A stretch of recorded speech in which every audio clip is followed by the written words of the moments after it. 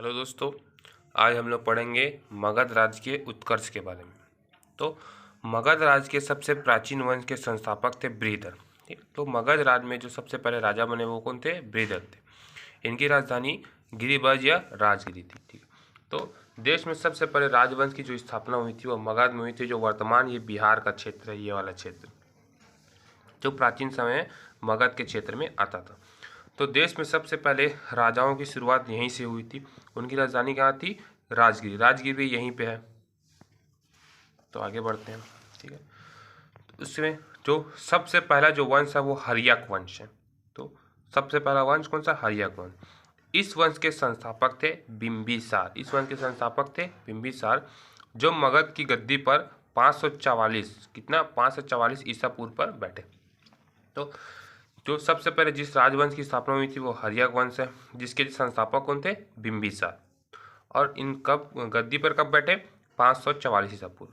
बौद्ध ग्रंथों के अनुसार, बौद्ध ग्रंथ यानी कि जो बौद्ध धर्म है उनके किताबों के अनुसार, ठीक है, यह बौद्ध धर्म को मानता था। तो ये जो राजा थे, जो बिंबिसार, ये वंश था हर्यक वंश, लेकिन कौन से धर्म को मानते थे? बौद्ध धर्म। बौद्ध धर्म को मानते थे। अब आगे देखिए, बिंबिसार ने बृहद्रथ, किसको? बृहद्रथ को हराकर अंगराज्य को मगध में मिला लिया। ठीक है, तो जो बिंबिसार जो राजा थे उन्होंने किसे? अंगराज के राजा कौन थे? बृहद्रथ थे। कौन थे? बृहद्रथ थे। तो अंग जो है उनके क्षेत्र में, अंग जो है महाजनपद काल में आता है, जिसे मैं आपको आगे वीडियो में बनाऊंगा। राज्य को मगध की मिला लिया। ठीक है, तो राजा बृहद्रथ को हराकर मगध ने मिला लिया। ठीक है, बिंबिसार ने अपनी राजधानी राजगिरी को बनाया। राजगिरी कौन सा क्षेत्र? वही बिहार के आसपास का क्षेत्र, ये वाला क्षेत्र। बिहार के आसपास के क्षेत्र अपनी क्या बनाई? राजधानी बनाई। ठीक है, तो अवंती के राजा चंद्रप्रद्योत। ठीक है, तो एक साम्राज्य था अवंती। जिस प्रकार अंग भी एक साम्राज्य था, उसी प्रकार क्या था? अवंती। अवंती एक राजा थे, क्या नाम थे? चंद्रप्रद्योत। तो राजा चंद्रप्रद्योत की क्या सेवा में राजवैद्य को जीवक को भेजा। ठीक है, तो अवंती जो वर्तमान अभी क्षेत्र जो है, वर्तमान जो क्षेत्र है वो है ये वाला मध्य प्रदेश का क्षेत्र है। ये अवंती में पहले आता था। जो अंग जो है ना, ये भी बिहार के पास का क्षेत्र है, ये वाला क्षेत्र इस तरफ का क्षेत्र है। ठीक है, ये वर्तमान मध्य प्रदेश क्या है? अवंती। और ये बिहार, जो अंग जो है ना, बिहार का ऊपरी क्षेत्र है, इस तरफ का। तो ध्यान रखिए, अवंती के राजा कौन थे? चंद्रप्रद्योत। तो राजा चंद्रप्रद्योत की क्या थी? तबीयत थोड़ी सी खराब थी। तो बिंबिसार ने अपने एक वैद्य को भेजा, जिसका नाम क्या था? राजवैद्य जीवक को भेजा उनकी सेवा के लिए। वैवाहिक संबंध, जो बिंबिसार जो था ना, वो साम्राज्य विस्तार यानी कि अपने साम्राज्य का क्या करता था? बहुत ही ज़्यादा विस्तार करना चाहता था। तो वह देखो, साम्राज्य विस्तार कई तरीके से हो सकता है। एक तो युद्ध होता है, दूसरा क्या होता है? वैवाहिक संबंध। तो बिंबिसार युद्ध करता था, उसके साथ साथ भी क्या करता था? वैवाहिक संबंध। तो वह ऐसे राजाओं को खोजता था जिनकी केवल बेटी हो, बेटा ना हो, क्योंकि उस समय जो उत्तराधिकारी क्या होता था? वो केवल बेटा ही होता था।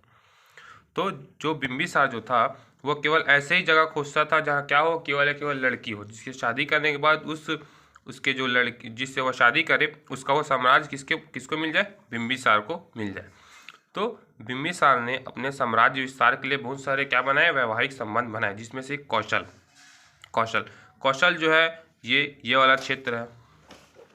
आपने सुना होगा, जो कौशल जो था ये हमारे छत्तीसगढ़ में भी आता है। ये छत्तीसगढ़ और यूपी के आसपास का क्षेत्र कौशल। तो सुना होगा छत्तीसगढ़ का प्राचीन नाम क्या था? तो दक्षिण कौशल, ये वही है। वैशाली जो था, वैशाली भी कहाँ है? बिहार के ऊपरी क्षेत्र है वैशाली, इस तरफ का क्षेत्र है वैशाली, जो अभी बिहार में आता है। उस समय वैशाली के नाम से जाना जाता था। तो पहला बनाया कौशल नरेश जो थे, कौशल के राजा कौन थे? प्रसेनजीत की बहन किसको? महाकौशला को। ठीक है, कौशल नरेश जो वर्तमान छत्तीसगढ़ और यूपी का क्षेत्र है। कौशल नरेश के जो राजा कौन थे? प्रसेनजीत की बहन महाकौशला से शादी की। वैशाली कौन है? जो वर्तमान में बिहार का ऊपरी क्षेत्र है। के चेटक की पुत्री कौन थी? चेलना। वैशाली के राजा थे, चेटक की पुत्री चेलना से विवाह किया। मध्य प्रदेश जो है ना, वर्तमान जो है पंजाब का क्षेत्र है। वर्तमान कौन क्षेत्र है? पंजाब का क्षेत्र। मध्य प्रदेश की राजकुमारी क्षेमा से। ठीक है, तो इस प्रकार अलग अलग राज्यों से वैवाहिक संबंध बनाकर ये क्या किया? अपने साम्राज्य का विस्तार किया। ठीक है, कौन सा? कौशल मतलब अभी वर्तमान में यूपी और छत्तीसगढ़ क्षेत्र। वैशाली, वैशाली कौन क्षेत्र है? बिहार के ऊपरी क्षेत्र। मध्य प्रदेश, मध्य प्रदेश जो है वर्तमान में कौन सा है? पंजाब, वर्तमान में कौन सा क्षेत्र? पंजाब क्षेत्र। अब देखते हैं, ठीक है।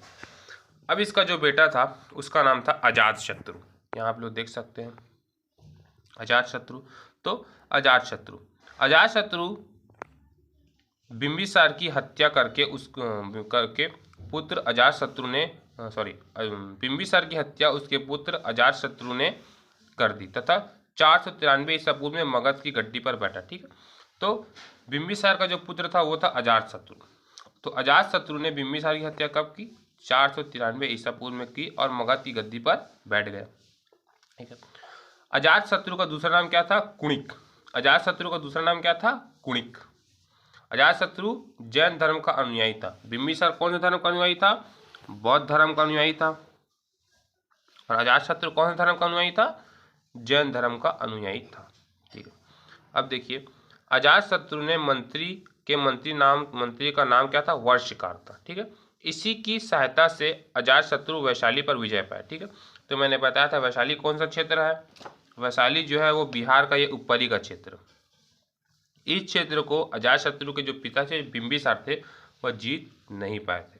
तो इसे अजातशत्रु, बिंबिसार के जो बेटे थे अजातशत्रु, उन्होंने जीत लिया। किसकी मदद से जीता था? वर्षकार की मदद से। वर्षकार कौन था? उनका मंत्री था। अब अजातशत्रु का बेटा था उदययिन। इसने भी क्या करी? उदययिन ने भी, जो अजातशत्रु का बेटा था, अपने पिता अजातशत्रु की हत्या कर दी। कब की? इसने 461 ईसा पूर्व में अपने पिता अजातशत्रु की हत्या कर दी। 461 ईसा पूर्व में अपने पिता अजातशत्रु की हत्या कर दी तथा गद्दी पर बैठ गया। उदययिन ने पाटलीग्राम, वर्तमान में क्या है? पटना। पटना भी कहाँ है? पटना जो है बिहार का क्षेत्र है। यहाँ पे देख सकते हैं आप पटना, ये देखिए पटना। ये इसका प्राचीन नाम क्या था? पाटलीग्राम। फिर क्या हुआ? पाटलिपुत्र। अब वर्तमान में क्या है? पटना।